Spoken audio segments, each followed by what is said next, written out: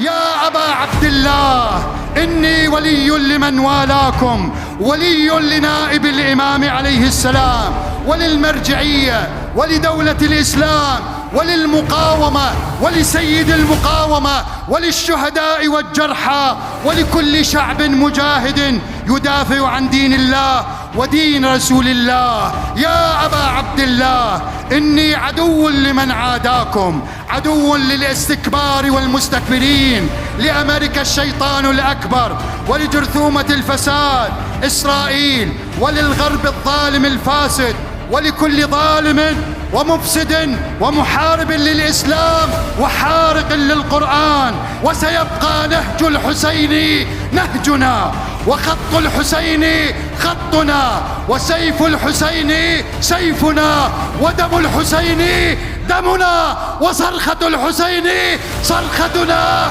ألا وإن الدعي يا ابن الدعي قد ركز بين الدتين، بين السلة والذلة، وهيهات من الذلة.